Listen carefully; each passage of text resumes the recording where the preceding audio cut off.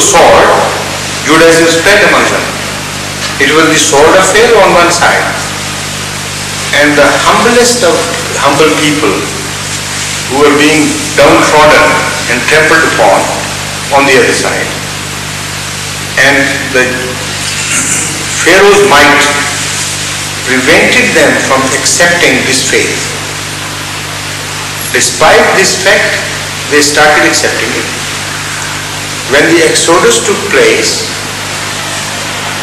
the majority of them had not yet accepted.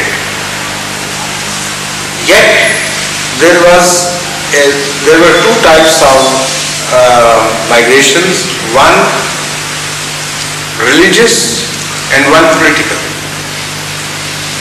In the sense that there was those of Israelites who had not accepted Moses, yet they accepted migration for their political nature.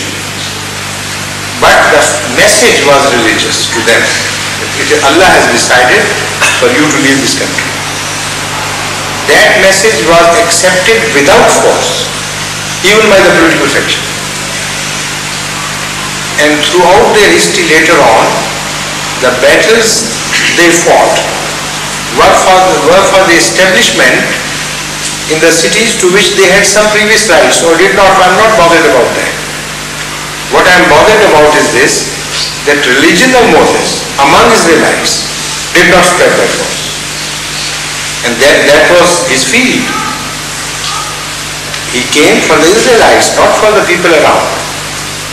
So when they got temporal victories over other nations, they got also deprived of those. But the religious victory remained intact. These people remained Jewish. That is the most important thing, the lesson of history which I draw from the history of Judaism. So, quote the next one, and I'll ask Buddhism. Hinduism, sir. Oh, Hinduism. Christianity. I'll come to that.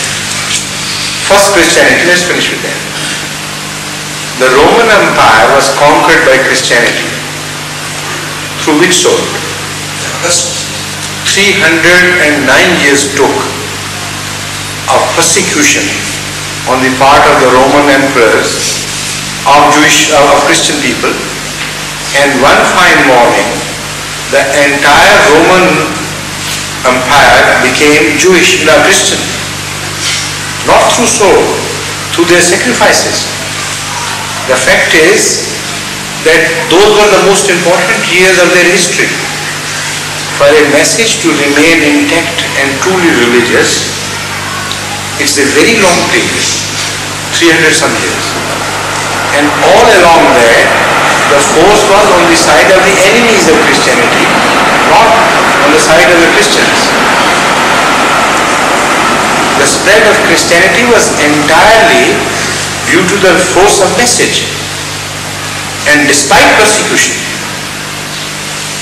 And once an empire was won, then the empirical conquest of other countries is neither here nor there. The force vis-a-vis Christianity is witnessed only at a time, or mostly at a time, when Christianity had already been abandoned as a religion by God. After the coming of Hazrat Muhammad Mustafa sallallahu alaihi wasallam, when Islam was ushered in, then you of course see huge employment of force and sword. In Europe, for instance, so many instances of application of sword. Most of the European countries were ultimately won over by force. And Charlemagne also employed sword very freely. Entire German people were won over by force. But when Christianity was no longer a religion, as far as the Muslims' view is concerned, I'm talking from that context. We view Christianity in two phases, one prior to Muhammad and one after. So when a religion has got already distorted, the message is no longer the same. Why do you attribute that to the phenomena of spread of religion? The spread of religion is to be studied in the early history of every religion, not in the later history of a religion, because that becomes political. Why do you confuse the issues? Similarly, now we come to Hinduism. What Hinduism, first of all?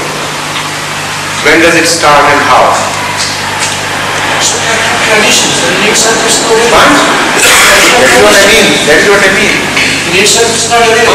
So idolatry is no religion.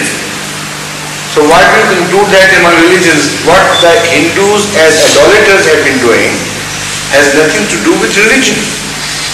We are only here to defend God and godly. I mean, God can defend himself, but we are his servants. The wrongful attacks on the concept of God and the godly people is our lot to defend. But why should go on defending the idolaters and every pagan and things like that in the name of religion? I'm not concerned. Let them be attacked by you as you please. Why should I defend them? I can defend only the early part where they were truly religious people. For instance, when Krishna came, he took the sides of the oppressed, not of the oppressor. Similarly, their previous history shows persecution at the hands of others.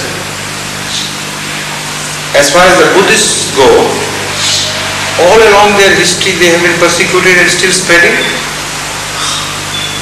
Where was sword used in connection of in spreading Confucianism? I don't see a single instance. As far as Islam goes, the early history is very clear. As long as Muhammad sallallahu alaihi wasallam was alive, there was not a single battle fought as an offensive battle. And for the spread of Islam, there is no question of any battle having ever been fought. Now this is a question. The battles fought by the caliphs and the later kings, who were called caliphs but they were kings, that is a different question altogether. At times you can justify the elections, at times you cannot. But you are not concerned. If kings act in temporal considerations, for political considerations, every political nation does it. Why should we be bothered about offering justifications for this and that? The point is how Islam spread. That is the main point. As far as Islam goes, it was not spread through force. And when they conquered kingdoms, the force was not employed to spread Islam. Even unjustly, as some historians would say, when they fought battles with other nations, Islam was never spread through force. There are instances of, for instance, Constantinople having been won over by sword. I agree. There is no gainsaying this. But no Christian historian would say or insist that after conquering Constantinople, a single Christian was converted to Islam. When they left Constantinople, having been defeated, on the contrary, it is said that all the Christians came crying and weeping and said, we want you rather than the Christian rulers because you are more just.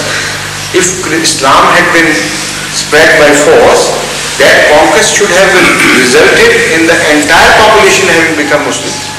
It did not. The spread of Islam was among the Muslim conquests, no doubt, but through the Sufis, through the Mujaddideen, through the Muslim scholars, not by the kings. They were not bothered. They fought their battles, but they won the territories, not the hearts, and never applied force to convert people into Islam. If I can refer you to a book recently published by a Christian scholar giving the history of spread of Islam and giving the population